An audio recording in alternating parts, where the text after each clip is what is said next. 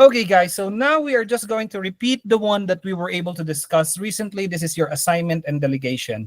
Much like your prioritization, your assignment and delegation composes primarily of at least, okay, of at least 30%, okay, of your questions in NCLEX.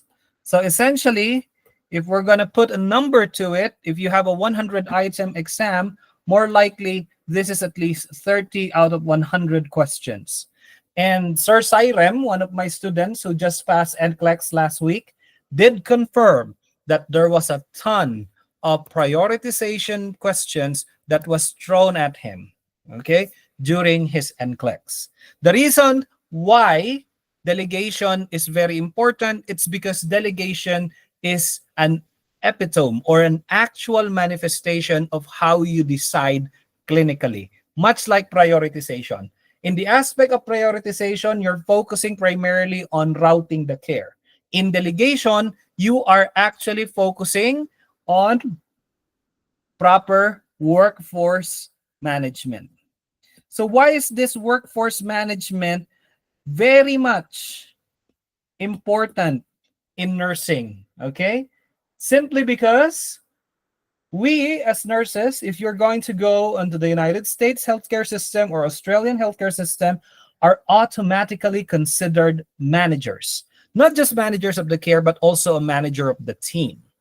So in most cases, if you're a nurse, that you will be on the floor, you have individuals that will be working with you. So this would include your nurse tech, your certified nurse assistant, your certified medical assistant or medicine assistant. You also have your ambulatory tech, which is essentially needed for you to actually move your patient out of bed, or if there would be an indication for them to ambulate. And then you also have your assistants associated with your therapy. You have your PT, OT, ST assistants that would be working with you. And not to count as well individuals that would also be associated with the care. So that includes what? The caregiver, the sitters, okay? As well as that of individuals that would be independently practicing, that is helping the individual who is your patient at the moment, like a home health care nurse. So having the ability to decide effectively how are you going to delegate your task and your authority to perform function is very crucial, because apart from it maximizes the available resources in terms of personnel, it would also make an efficient delivery of nursing care. Kasi nga, I'll just talk Tagalog. The biggest problem for us nurses is that when we care for our patient, we care too much, to the point that we forget that it is not a single person work. You need to have a team to work with you. So putting it simply, your delegation is a process of which your responsibility and authority for performing tasks are transferred to another individual who accepts the authority and responsibility. In function, it is unique to the nurse. Okay? It is somewhat unique to us because we are the one who governs care, courtesy of your prioritization. That's why these two are always included if you're about to take the NCLEX. You have prioritization and delegation questions. So it involves the three important pillars for you to say that you are delegating well: responsibility, accountability, and authority. Yet you as the nurse has the sole, okay, has the sole overall responsibility for any actions and impact that your delegation would do. So how do we apply this in your daily routine? Okay, let's say for example, let me just place this as an example, because we do have nurses here who are joining us right now that are not yet in their fourth year. So let me speak Tagalog for a little bit. When you are talking about delegation, ang problema natin is hindi mo ito makikita unless you are a nurse manager, especially in the Philippines. However, here in the United States, in Australia, in Canada, you have a team that you're working with. Every work that you do is a little bit complicated, depende na rin on the population that you have. So what would be the best way for you to do it? Maximize the team that are working with you. You have a patient who is having dementia at the moment, and at the same time, you are cleaning someone else's wound. So you see, there are two patients who have a physiological need for the person with the wound and a psychological need for a patient with dementia having an actual confusion at the moment. And we all know we need to prioritize. Now, after you prioritize that your care, you as the nurse will be caring for the wound care, you needed to pass your authority to care for that dementia patient who is having a problem with disorientation at the moment. Now, you call in your certified nurse assistant, your CNA, and you told him that would you be able to reorient and secure the patient? That is the aspect of delegation. Okay? That is how, that is rather why it is important for you to master delegation. Because there would be moments when you will have two patients, four patients, here in the US, five patients. In the Philippines, there's a possibility that you could even have 15 patients and you're the only nurse. So you need to make sure that you align the skill set as well as that of the background of your team in order to maximize the reach of your nursing care. That is what delegation is all about.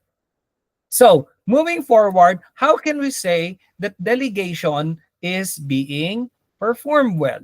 Okay? So, the principles of delegations are the one that govern you as a nurse to actually transfer your authority. However, these principles, okay, all of the seven principles are unique to delegation because at the end of the day, being the nurse, you are the main manager of your patient's care. So, of course, first things first, when you delegate, there should be an effective functional definition.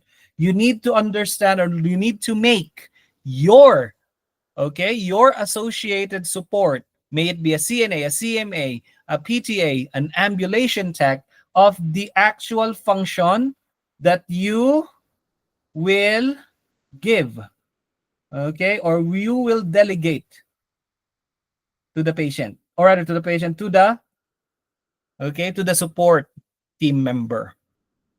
It should be well communicated. There should be proper direction. There should be continuous supervision. There is also unity of command, meaning every time that you delegate, the initial direction should come from the nurse. It should come from you.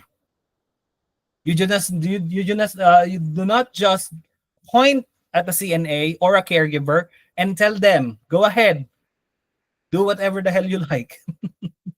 And that's exactly what has been happening. And that lady is still trending right now. I think that caregiver in the Philippines, her page is back up again. And imagine, that is what happens when you have improper delegation. Okay? We're not belittling caregivers because they have their own scope and activities of practice. Point of the matter is this: they don't have a scope of practice legally. Their main purpose is to actually support the client in activities of daily living because they are unlicensed. But lo and behold, we have a caregiver who is out and proud using her patient as an actual content. HIPAA violation to begin with, privacy violation if that is the Philippines. Were you able to see that, guys, in TikTok? That very trending lady at the moment. And then there was a video that I was able to see that she is actually cleaning the patient as well as that of doing catheter care, even without a glove. You see? And she is literally doing, yeah, she's literally doing what? Rage bait. Because she knows that nurses are angry, she is actually answering on the comment saying that, even challenging, there was even a challenge, 3 years of experience. Oh my God. I have almost 20 years of experience as a nurse. I never, ever in that 20 years handled the catheter with my bare hands. Because it's either you are going to actually, you are going to give that person infection, or if the patient will have a carbapenem-resistant enterococcus, otherwise known as your CRE, well, you now have another problem because you are actually passing it either to yourself or to another patient. Okay, so that's the importance of unity of command. That's the importance that there should always be a nurse that will supervise and will be the point of knowledge in order for them to perform their actions. Again, they are trained. Let's give it to them. They are certified, may it be CNC2 or CNA certification here in the US. But again, their activities needs to be supervised because they could have repercussion on the patient's health. Okay? There's also the parity of authority and responsibility, meaning, again, respondeat superior. Even though you could share the authority, the overall in charge, the overall person that will be hunted if ever that there would be errors in care will be the nurse. That is why it is important if we have direction here, we also do education here. Okay? Because with authority, okay, with authority and responsibility, you need to make sure that the patient will be given the utmost level of care possible. And the only way that is possible is if the person you delegated the care to be done with is educated to do it, is experienced to do it, and has given a feedback after he or she has given the care. Okay? So that's one. Then there's also the scalar principle that is focusing on communication. So in any time that you are actually delegating someone into doing another task, there should always be a direct point of communication to you because you are the immediate supervisor of the person that you have delegated with. So we're already halfway. What is the importance of this in NCLEX? Every one of this that you are seeing right now is also being asked on a different format. And what is that format when you're talking about delegation? That is the actual ethical delivery as well as the legal boundaries of care. So for PNLE students, this is a big chunk of your Palmer, which is your professional adjustment, leadership, management, ethics, and research in nursing. This is your test 5 in the NLE. Okay? This is also your final 6 months, the moment that you are in nursing right now. Anyone here who is a fourth-year student in the Philippines, especially in the TikTok group? Do we have one there? Mm-hmm. You have a couple of people? Okay, send your heart so that I will be able to see you guys. Okay, this is their final 6 months. That's why you'll be surprised the moment that you go to the unit. Remember, your team will be broken down into two. You have staff nurses and you have charge nurses, right? Some of your classmates will be partaking the charge nurse work, wherein they will be what? They will be doing scheduling, they will be assigning people. Okay, this is that principle. So NCLEX could ask you, a patient was being taken care of by a UAP and you have noticed that the UAP is giving eye drops. What would be your next action? Okay? So that is an actual question towards the principle of functional definition. Essentially, that's not the function of the UAP. So why is she giving medication? Okay, that's how NCLEX throw questions at you. Okay? Of course, absoluteness of responsibility is focused on respondeat superior, meaning this is the captain of the ship doctrine. Okay, this is the captain of the ship doctrine. Anything that happens, it's you, the captain of the ship, the nurse, will be the target of any form of liabilities. Clarity of delegation means clear direction. Education. Okay. Specificity of function.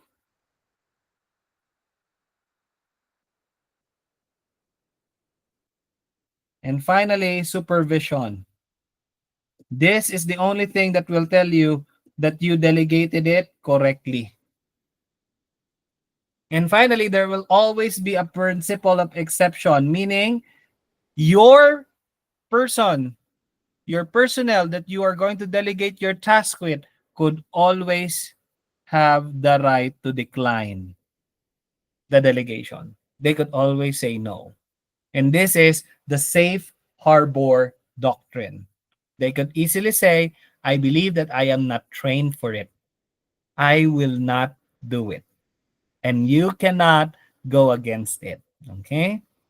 Ito po, I'll speak Tagalog for a little bit. Ito rin po ay paalala ha, lalong-lalo na doon sa ating mga senior nurses. May kailan lang akong nalaan na coach na senior nurse na ayaw nang mag-nursing. Kasi yung preceptor niya, okay, parang tagapagmana daw ng impyerno.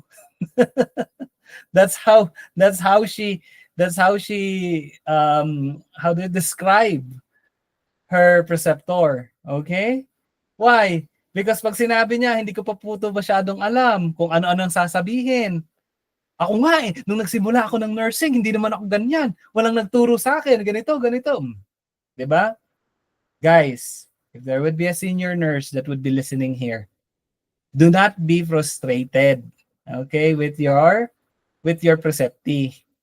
Because that preceptee was delegated to you because your supervisor believed in your capacity. Okay, do not bully. They could always sin, okay? Oh, zoom out. You see it? There you go. Is that good? There. Okay. Hopefully you'll be able to see it, okay? So again, going back to what I was saying, especially when there is a delegatee under you, the biggest mistake that you will always do is to, sorry to tell the word, but bully, okay? Bully the nurse. No. Both of you are nurses. Both of you requires to have that cohesiveness in order for you to help them learn. Keep in mind, and this is something that I always say, especially on my classes in the postgraduate, okay? Postgraduate schooling. The reason why you are teaching is because you have the capacity to hone the next generation of nurses. Always remember one specific thing. If you will be given the ability to educate and enhance the capacity of the nurse, you will be responsible to either the hundreds of errors that will happen or the thousands of success that that nurse could do. You are also part of it, either way. So try to make the best nurses out there when you have someone that you're educating with. Okay? Yan lang naman ipaalala lang. And because that is actually pointing out to this one. If a nurse declines, if a CNA declines, then that is a learning opportunity. Try to ask, why did you decline the work? What could have been, okay, what could have been your challenges? Baka kailangan, gusto mo turuan kita? Ganun po. Okay? Hindi po, ay, ang bobo-bobo mo naman. Nakagraduate ka pa ng nursing. O, di ba? Sorry po ha. Sorry po, ayoko pong mag-ano. NGN, yes, we'll have NGN as well. I'm just answering for those who will be watching this later in the recording. I'm just answering also some people on TikTok. So, commercial lang ng saglit. Okay, for the NGN, for those who are looking for NGN level questions, I already have 2 in the page. Again, the blue app link is in my bio. It would lead you to our robust community of learners. We have coaches there who are also helping me. And I've already created 2 modules for NGN level type of questions. It is actually a printable PDF. There's one there, and there was also the actual rationalization session. I believe that's also a 1-hour class. Okay, so feel free to. Mhm. It's Alan Galiangala with my name there in the blue app. But you could check my bio. Check my bio, guys, here in TikTok. It has two links there. One link for the red app, another link for the blue app. The red app has the compilation of the videos.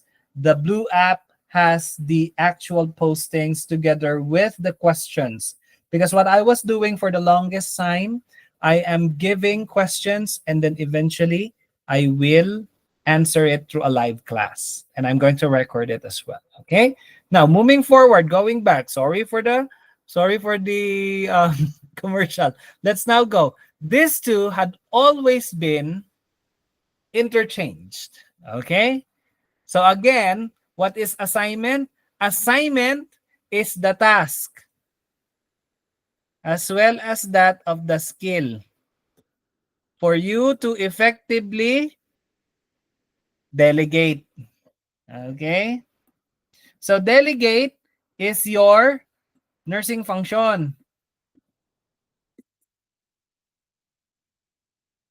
Assignment is a skill.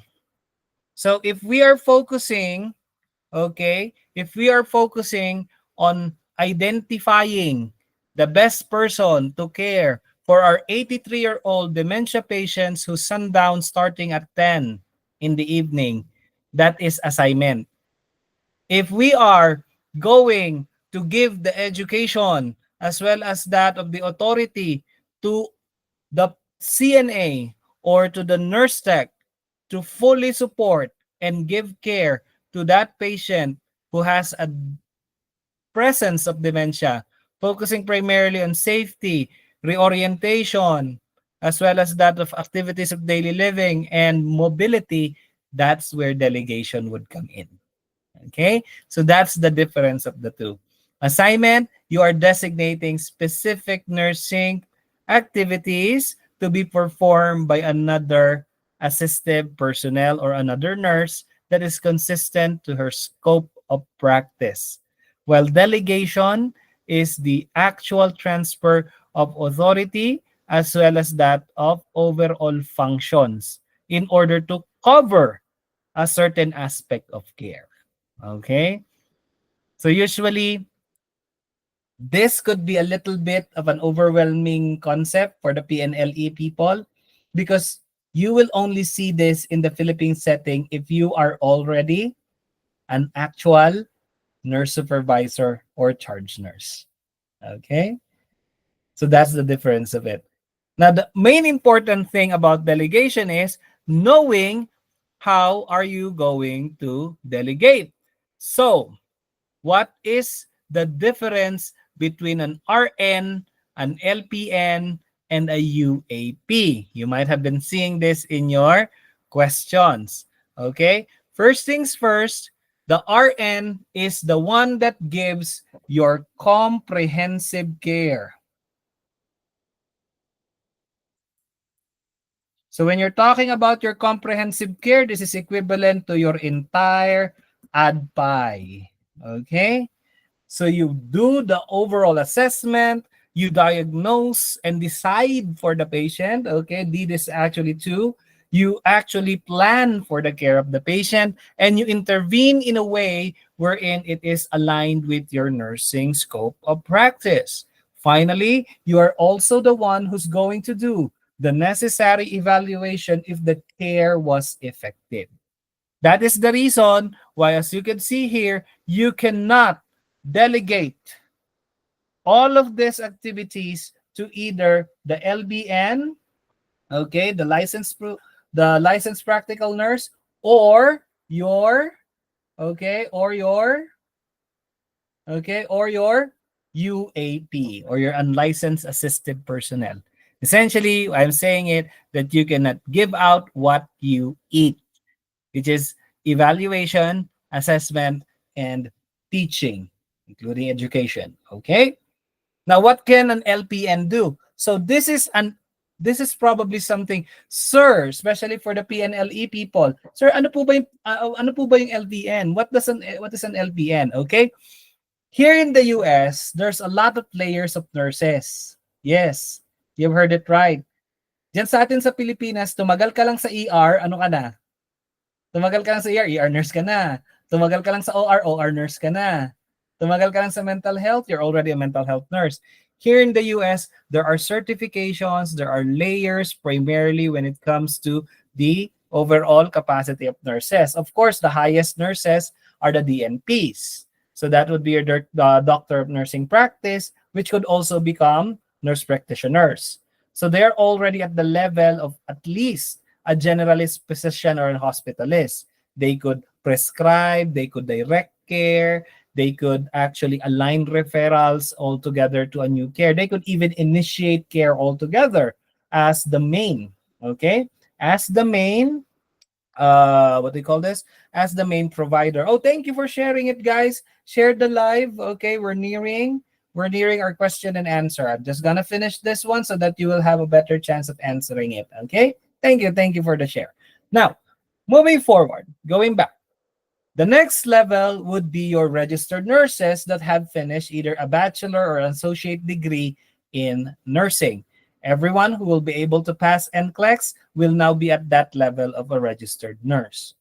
Below them are your LPNs. So LPNs are licensed practical or vocational nurses. Okay? So what do they do?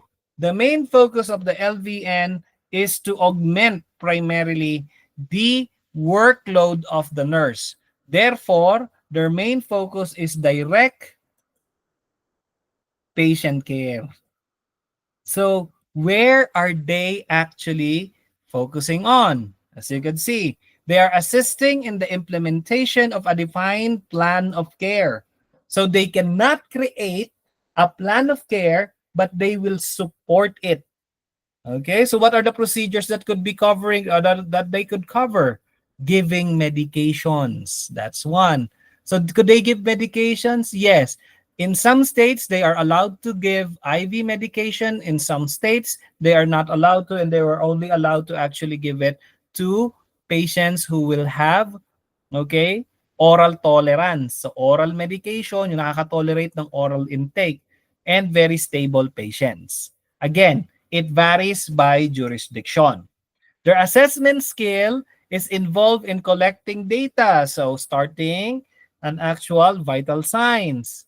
And they're also directing at differentiating normal from abnormal, particularly specific assessment. Okay, so what is this? Okay, if you have a patient who will have, who will have a wound, they could actually say if that patient is having an infection or not. Okay, so that's how specific it is. Now, if the patient would need to have antibiotics because the wound that we are looking at is already turning into a cellulitis or much more an osteomyelitis, that's where the nurse will come in. Okay, so that's what's going to happen when it comes to this one. Okay, just move it here a little bit. Okay, now there was also a concept of teaching for the LPN. So if you're gonna start or initiate the teaching that is focused, let's say for example in diabetes mellitus, you're about to give the full-blown shebangs of education focusing on diabetes, including monitoring of sugar, your actual diet modification, exercise enrichment, that will be the nurse. Now, if there would be like the LPN would suddenly enter the patient's room and see that the patient is eating a full slice of cake, that is when the LPN can reinforce. Okay? That is when the LPN can reinforce the learning. And of course, they are focused on physiologically stable clients. Now, this is the biggest question. Okay? Where does the client, or rather, where does the UAP be placed on a client. Okay? UAPs doesn't have a scope of practice because their actions are fully supportive. Yes.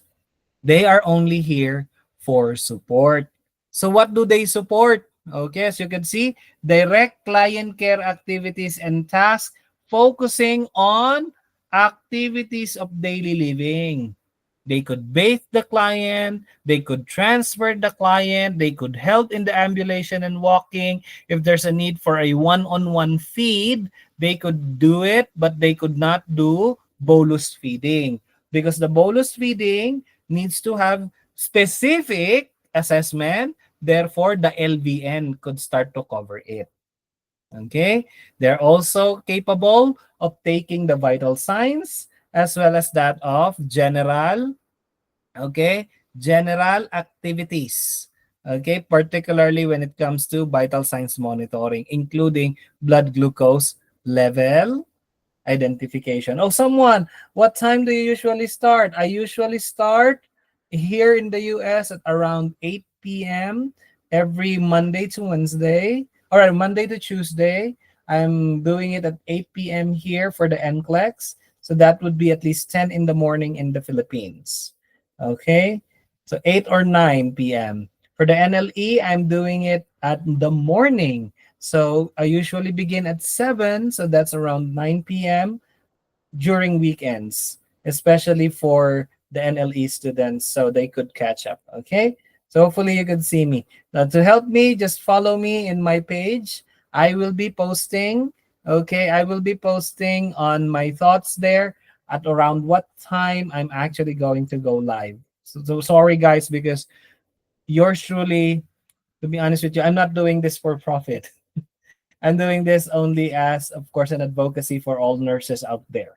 That is why I don't have a fixed schedule at the moment. And if ever, I'll make sure that I'll update you, okay? Then finally, they could also perform indirect activities associated to nursing care. So you will have housekeeping, transportation of people, and stocking up supplies. So for some states, if they will have a specific amount of certification, they could pass meds. Okay?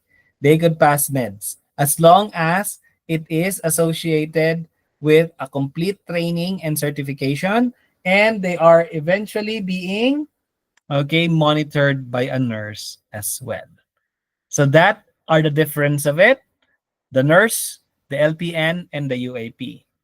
Now, with all of the knowledge that we had, identifying, okay, identifying our principles of delegation, of course, also establishing what is being done by an RN, LVN, and UAP, let's now go and answer some questions. Okay, everyone's ready?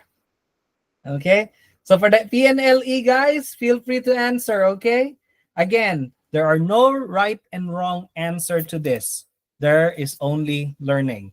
I only have that as a rule. Don't be afraid of your mistakes. Every mistakes can be solved.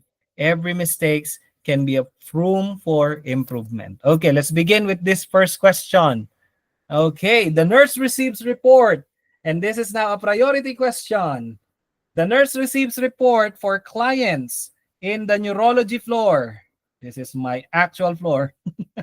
Which of the clients would the nurse assess first? Okay.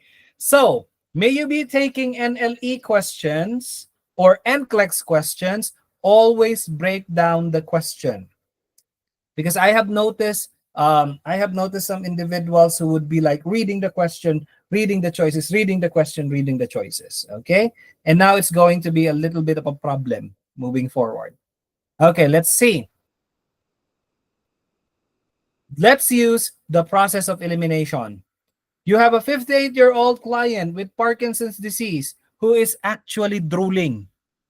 Parkinson's disease is the actual deterioration of dopamine in the brain.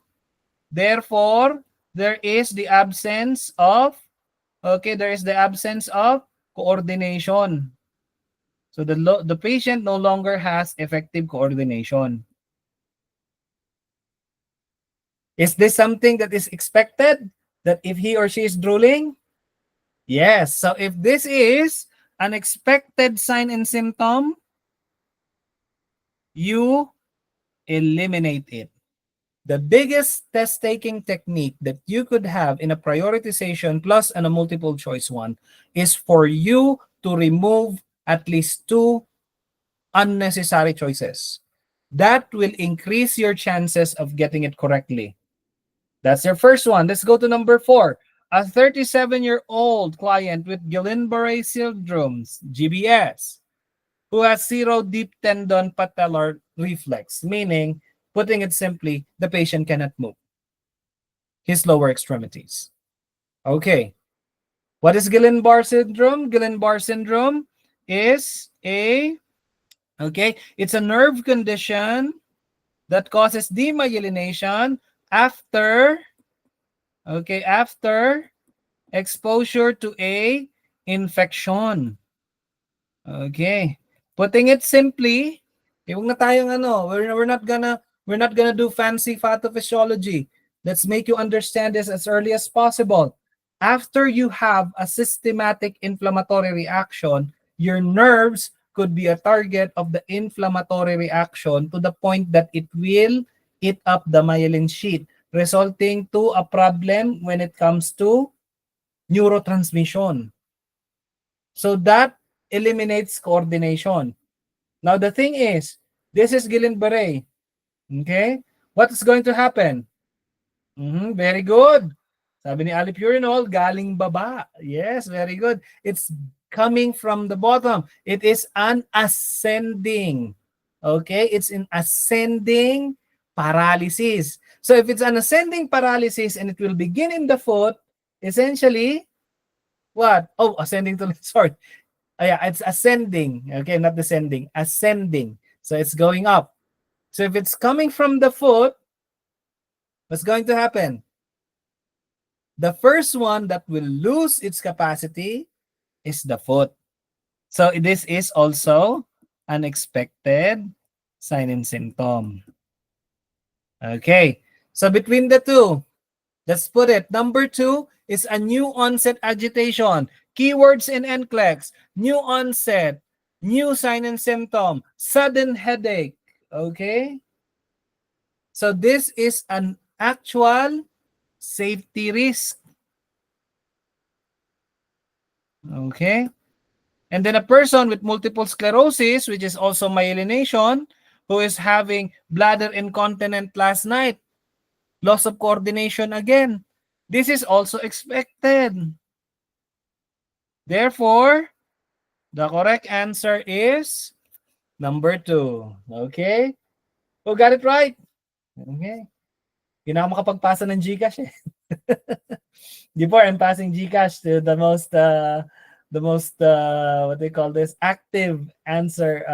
The active person is giving an answer. So yeah, you're right. So you see, that's how you use prioritization. Again, focus on the unexpected. Identify them first before you do anything else. Okay? Any question? Are you learning, guys? Are you learning? Hopefully you are learning. Okay, let's now try a delegation question. You have a newly graduated nurse who has recently completed orientation. And she actually triggered, Safe Harbor. What would be the best appropriate action that you as a charge nurse is gonna do? Let's try to answer. You have an actual graduated nurse, newly graduated nurse. So here in the US, for those who might not be familiar with this kind of situation, everyone who have finished their nursing program can become an intern on a specific unit, hospital, or an actual care facility. They are considered graduate nurses. They could work provided that they are about to take their exam in the next 6 months that they are working. Now, the thing is, a graduated nurse is not yet licensed, though she could perform nursing function.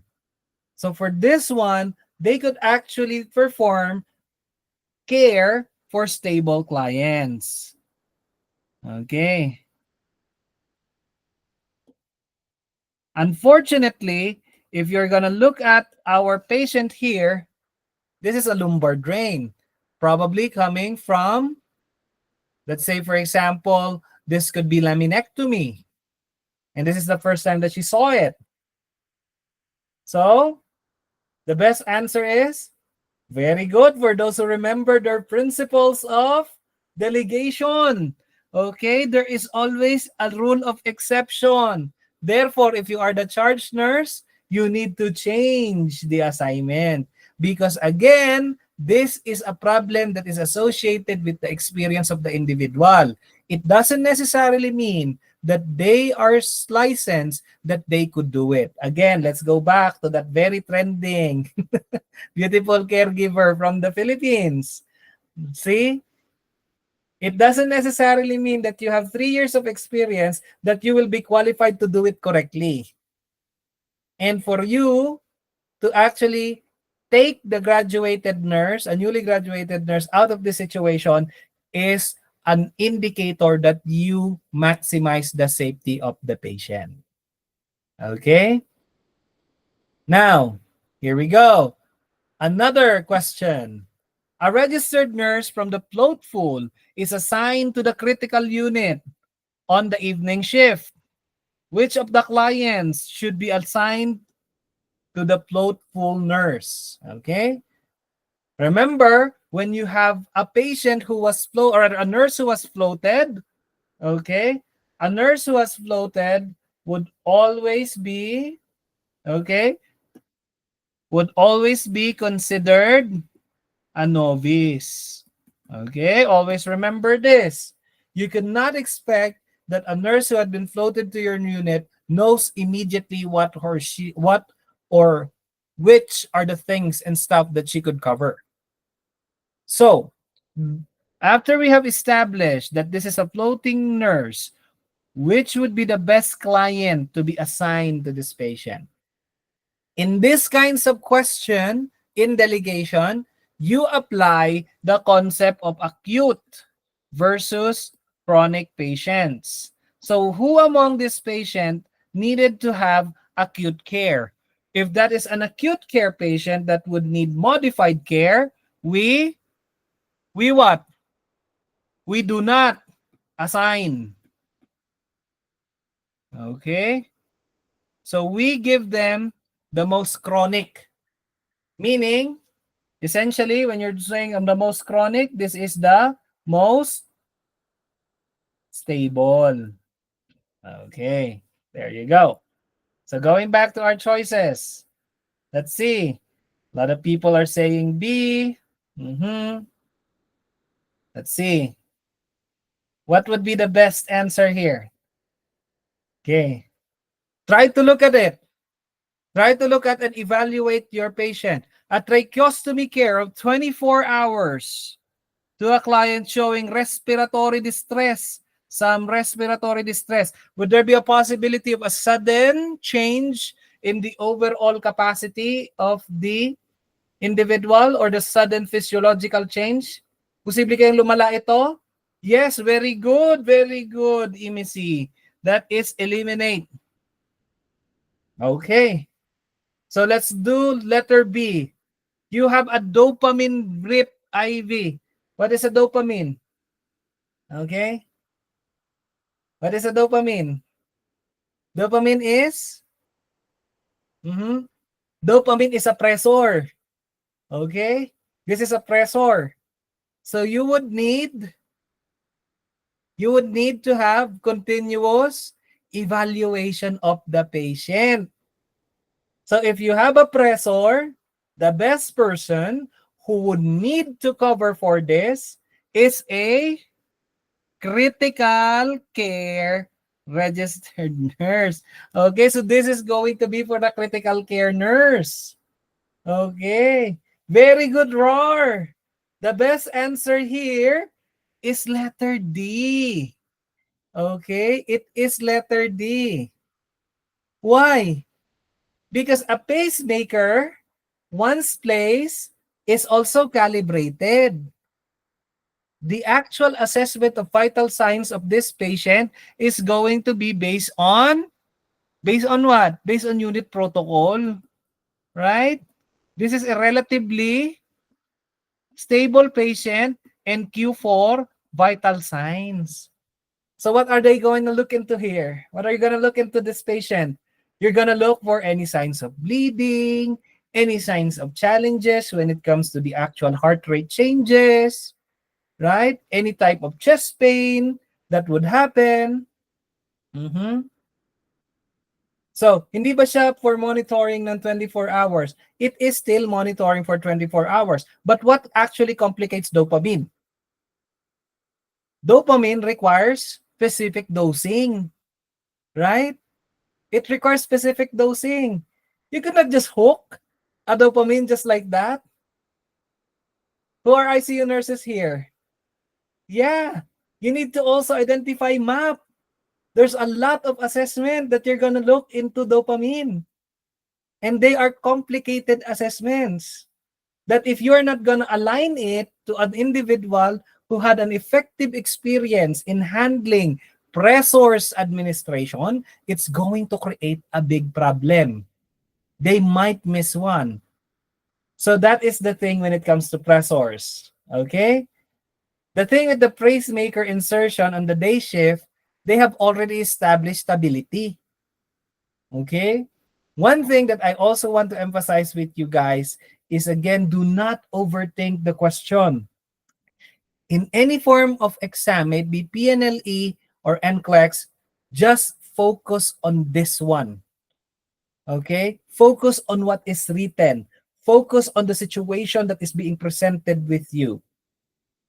Again, there is no indication that letter D needs a 24-hour monitoring.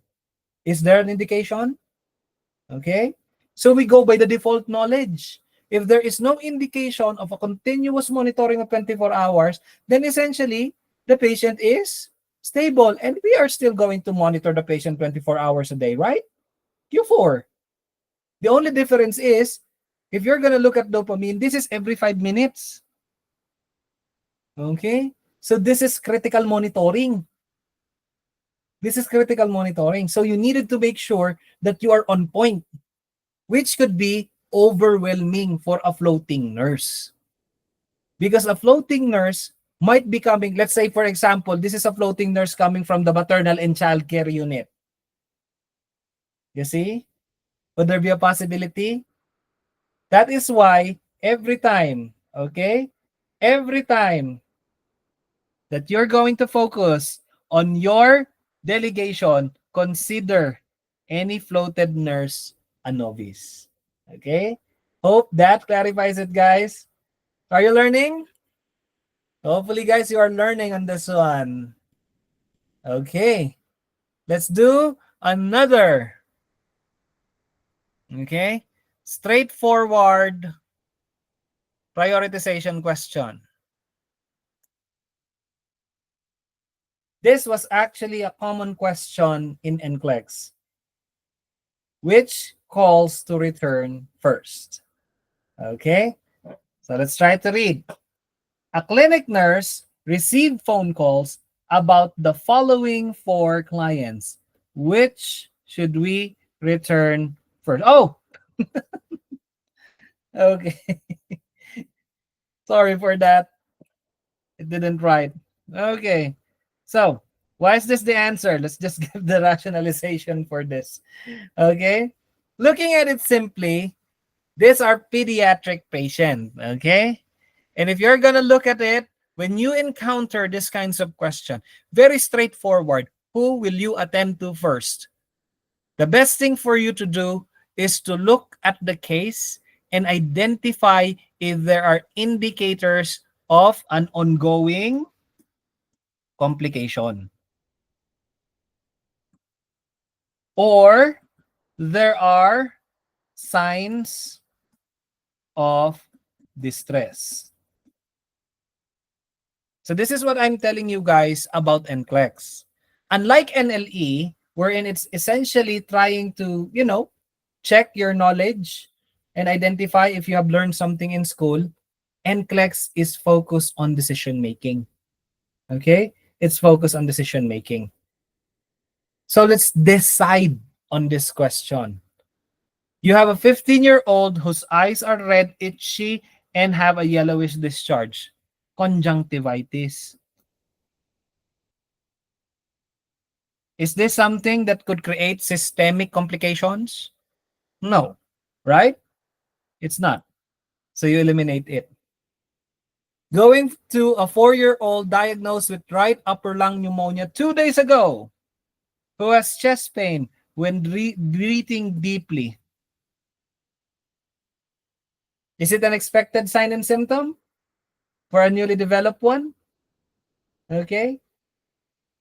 Right lung pneumonia.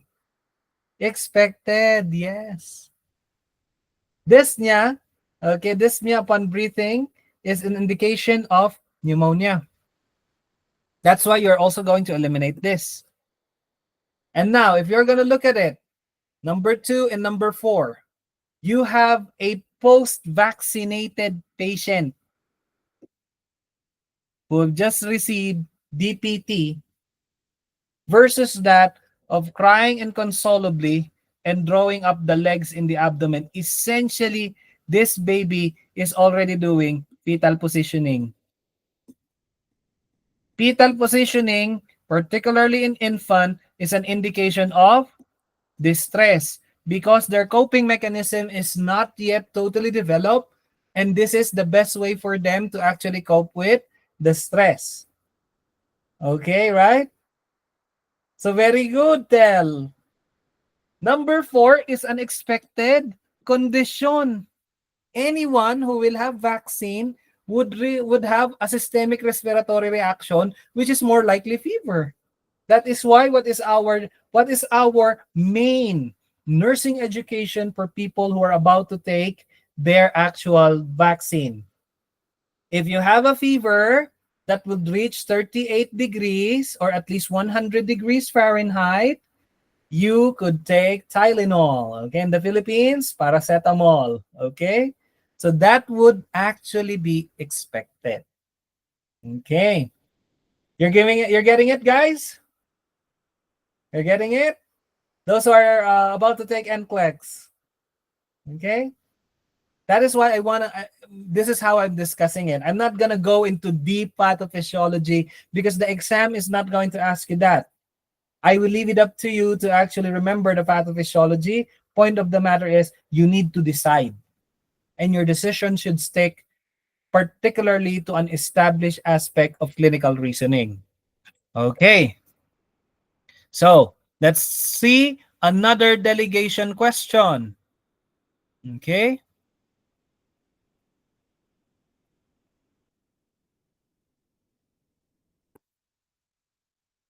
So we are now a charge nurse and we are making assignment on the healthcare. Okay, we're making an assignment for the healthcare team.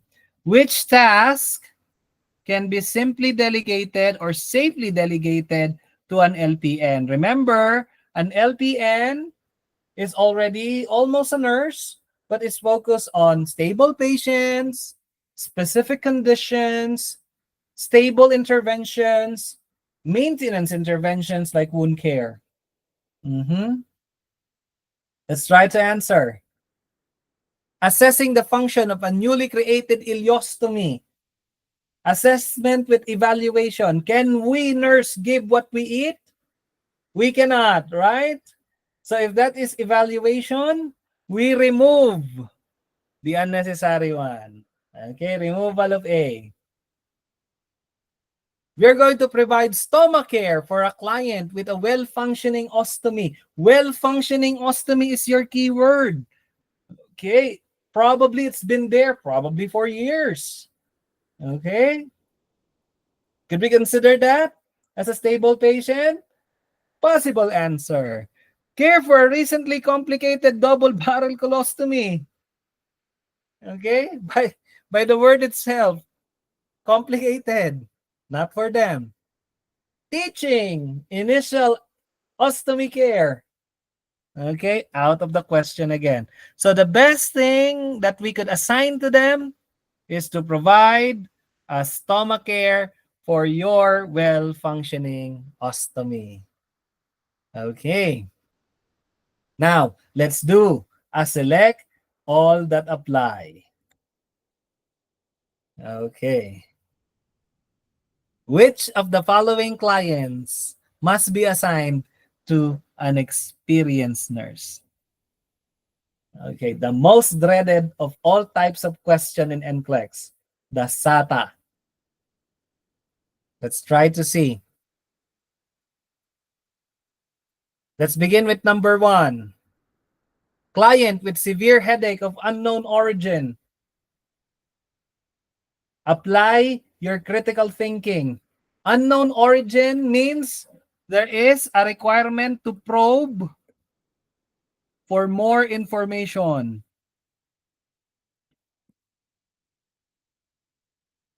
There is a need for consecutive referral.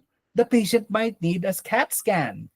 The patient might need a full-blown NIH. So could we include this?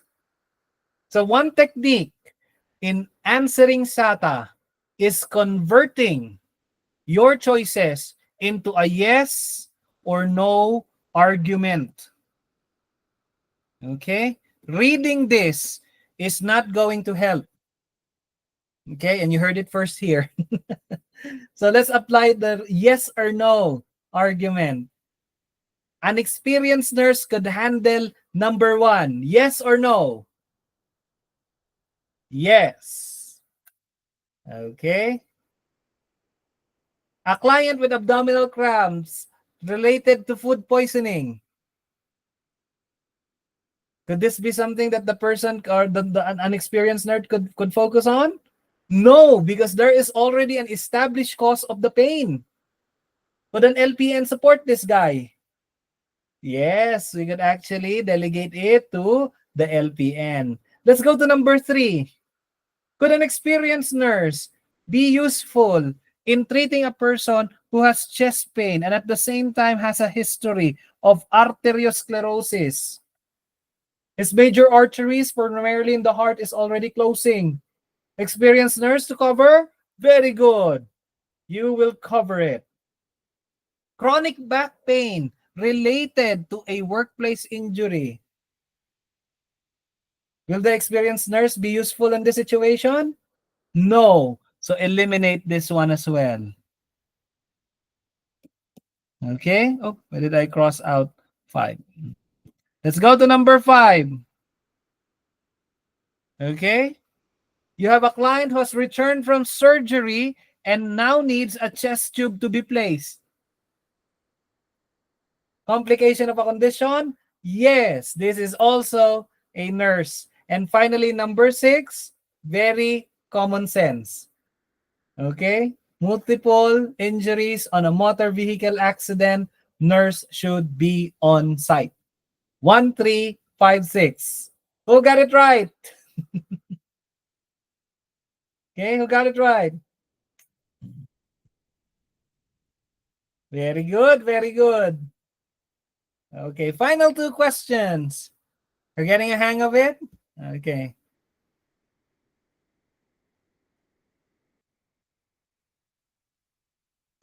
Another select all that apply. Okay. So now let's go back again to prioritization. You now have a need to notify your healthcare provider in the middle of the night. Which of the following, if ever they occur? So we are now going to trigger referral. Again, let us apply your yes or no argument. A client who is refusing dialysis, does the doctor need to get involved? Or can we nurses already handle this? Do we need to delegate it to the doctor? No, essentially, yes. In my case, I'm giving them, okay, here's your MA. You can sign an MA. After discussing with the patient, particularly the pros and cons of the decision making that he would want to do, nurses could just educate them. And then with two nurses, if he or she will totally decline the service, sign an AMA. Okay? So this is automatically eliminated. You now have a patient who has an unwitnessed fall and is lying on the back on the floor. Reportable and referable to the doctor? Yes. Very good. The client has a decreased muscle strength to 3/5 on the right side only. Okay. This is your keyword. Only one side of the body. This is a pure indication of a possible stroke.